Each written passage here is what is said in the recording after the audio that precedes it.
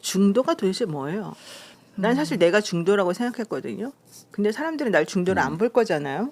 중도라고 하는 거는 어떤 사안에 대해서 본인이 무슨 생각을 가지는지 정확하게 결정하지 못한 어정쩡한 상태가 나는 중도인 것 같아요. 결정하지 못한. 네, 근데 결국은 어떤 선택을 할 때는 네. A 아니면 B를 선택할 수밖에 없어요. 예. 중도라고 하는 것이 실체가 있는지 없는지를 잘 몰라요. 그리고 사람들이 이제 중도를 선택하는 거는 A를 선택했을 때 어떤 결과가 나올지 모르고 B를 선택했을 때 어떤 결과가 나올지 모르고 A나 B 둘 중에 나는 그냥 좋은 거가 나에게 오면 좋겠는데 두 개 중에 어떤 게 뭔지 모르니까 일단은 판단을 보류했다가 사람들이 우르르 가는 쪽으로 한번 가보자. 예. 이런 식으로 가는 그 사고방식의 흐름이 저는 중도에 있다고 보거든요.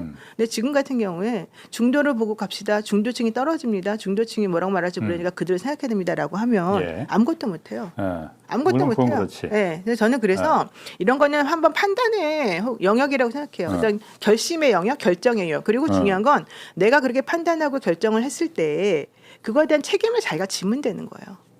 내가 이렇게 해가지고 나는 이런 식으로 재판부에 대해서 혹은 대법원에 대해서 이렇게 물어봤어요. 입법부가 어떻게 사법부를 이렇게 버르장머리 없이 내지는 예의 없이 사법부를 이렇게 건드려 이런 생각할 수 있잖아요. 그게 이제 중도에 있는 사람들이 그렇게 생각한다는 뜻이에요.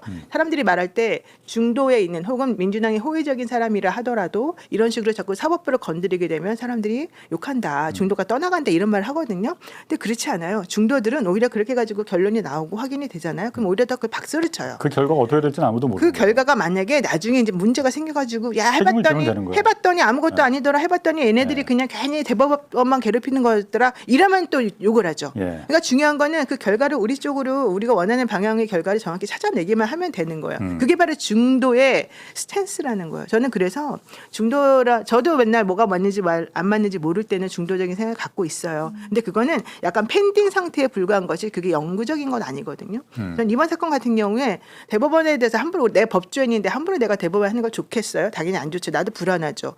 그런데 대법원이나 지금 직위원 재판부나 하는 재판 판사들의 행동이 매우 부적절했었고 보세요.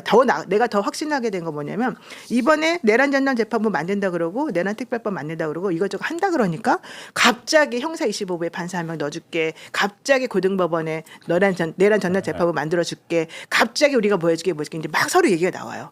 그럼 그전에도 할 수 있었던 건데 그걸 안 해가지고 여기까지 오게 된 거잖아. 근데 니네가 하는 거 그것만 안 해주게 하면 내가 다 해줄게. 이런 모양이거든요. 근데 그거는 우리들이 하려고 했던 방향에 맞았다는 거거든요.